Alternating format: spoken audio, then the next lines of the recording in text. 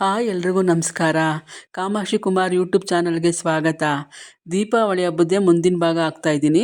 ನಾನು ಹಬ್ಬದ ದಿನ ಬಾಗಿಲಿಗೆ ಹೊಸ್ಲೆಲ್ಲ ಸಾರಿಸಿ ರಂಗೋಲಿ ಹಾಕಿ ಡಿಸೈನ್ ಆಗಿರೋ ರಂಗೋಲಿ ಹಾಕಿ ಮತ್ತು ಆಚೆನೇ ಒಂದು ದೊಡ್ಡ ರಂಗೋಲಿ ಹಾಕ್ಬಿಟ್ಟು ಇದು ಸಗಣಿಲಿ ಮಾಡಬೇಕಿತ್ತು ತಿಪ್ಪಮ್ಮ ಅಂತಾರೆ. ಆ ಸಗಣಿ ಉಂಡೆಲಿ ಮಾಡಿ ಹೂವೆಲ್ಲ ಸಿಕ್ಕಿಸಿ ಉತ್ತರಾಣೆ ಕಡ್ಡಿ ಹೂವು ಚೆಂಡು ಹೂವೆಲ್ಲ ತೊಗೊಬಂದಿದ್ವಿ ಮಾರ್ಕೆಟಿಂದ.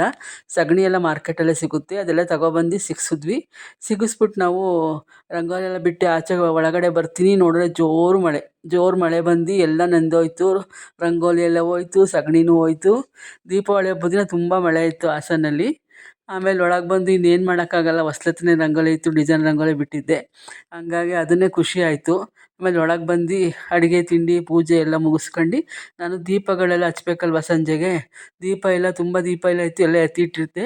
ಅದನ್ನೆಲ್ಲ ತೊಳ್ಕೊಂಡು ರೆಡಿ ಮಾಡ್ಕೊತಾ ಇದ್ದೀನಿ. ಫುಲ್ ಎಲ್ಲ ಎಣ್ಣೆ ಬಿಟ್ಟು ಬತ್ತಿ ಎಲ್ಲ ಹಾಕಿ ಸಂಜೆ ಎಷ್ಟು ದೀಪ ಹಚ್ತೀವೋ ಅಷ್ಟು ಒಳ್ಳೆಯದು ಮನೇಲಿ. ಹಂಗಾಗಿ ಆ ದೀಪ ಎಲ್ಲ ಹಚ್ತಾ ರೆಡಿ ಮಾಡ್ಕೊತಾ ಇದ್ದೆ ಎಣ್ಣೆ ಎಲ್ಲ ಹಾಕ್ಕೊಂಡು. ಆಮೇಲೆ ಒಂದು ಅಡುಗೆ ಮಾಡಿದೆ, ಅಡುಗೆ ಮಾಡಿದೆ. ಒಬ್ಬಟ್ಟು, ವಡೆ, ಇದು ಕೋಸಂಬರಿ, ಪಲ್ಯ ಎಲ್ಲ ಮಾಡಿದೆ.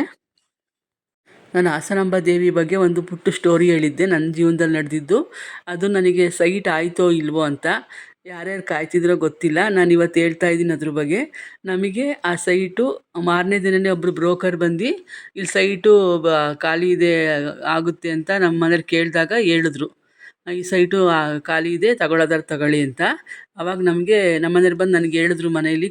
ತುಂಬ ಖುಷಿ ಆಯಿತು. ನಾವು ಅಂದ್ಕೊಂಡಿದ್ದೆ ಸಿಗ್ತಾ ಇದ್ದಿಲ್ಲ, ತಾಯಿ ಕೇಳ್ಕೊಬಂದಿದ್ದೆ ಕಣ್ರಿ ನಾನು ದೇವಸ್ಥಾನಕ್ಕೆ ಹೋದಾಗ, ಮುಂದಿನ ವರ್ಷ ಮಡ್ಲಕ್ಕಿ ಕೊಡ್ತೀನಿ ಅಂತ. ಆಗ ನಮಗೆ ಸೈಟು ತುಂಬ ರೈಟ್ ಆಯಿತು. 9 ವರ್ಷದ ಮುಂಚೆ ಅಷ್ಟು ರೈಟ್ ಇರಲಿಲ್ಲ, ಆದರೆ ನಾವು ರೈಟು ಜಾಸ್ತಿ ಇತ್ತು. ಆದರೂ ಕೊಟ್ಟು ತಗೊಂಡು ನಮ್ಮ ಅಂದ್ಕೊಂಡಂಗೆ ಸೈಟ್ ಸಿಕ್ತಲ್ಲ ಅಂತ ನಮ್ಮ ಏರಿಯಾದಲ್ಲೇ ಸೈಟ್ ತೊಗೊಂಡು ಮನೆ ಕಟ್ಕೊಂಡು ನಾವೀಗ ಚೆನ್ನಾಗಿದ್ದೀವಿ. ಹಂಗೆ ಬರೋ ವರ್ಷ ನಾನು ತಾಯಿಗೆ ಮಡ್ಲಕ್ಕಿ ಕೊಟ್ಟೆ. ಸೀರೆ, ಬಳೆ, ಹೂವು, ಎಲೆ, ಅಡಿಕೆ, ಬಾಳೆಹಣ್ಣು, ಬೆಲ್ದಚ್ಚು, ಬಳೆ ಎಲ್ಲ ತಗೊಂಡೋಗಿ ಮಡ್ಲಕ್ಕಿ ಕೊಟ್ಟೆ. ನಾವು ಅಂದ್ಕೊಂಡಿದ್ದು ಮಾಡಿದಾಳ ತಾಯಿ. ಆ ದೇವಿಗೊಂದು ನಮ್ಮ ಸಣ್ಣದೊಂದು ಸೇವೆ ಅರ್ಪಿಸ್ದೆ ನಾನು. ಹಾಗೆ ಸಂಜೆ ಆಗೋಯಿತು. ಸಂಜೆ ಇನ್ನು 6 ಗಂಟೆಗೆಲ್ಲ ದೀಪ ಹಚ್ಚಬೇಕಿತ್ತು. ಬೇಗನೆ ಕತ್ತಲೆ ಆಗುತ್ತೆ, ಮಳೆ ಮೋಡ ಇತ್ತು ಫುಲ್ ಹಾಸನಲ್ಲಿ ಅವತ್ತು. ದೀಪಗಳೆಲ್ಲ ಸಂಜೆ ದೇವ್ರ ದೀಪ ಎಲ್ಲ ಹಚ್ಚಿ, ದೇವ್ರ ಮನೆಯಲ್ಲೂ ದೀಪಗಳೆಲ್ಲ ಹಚ್ಚಿ ಹೊಸ್ಲಿಗೆಲ್ಲ, ಹಾಗೆ ಆಚೆ ಎಲ್ಲ ದೀಪ ಹಚ್ಚಿದೆ.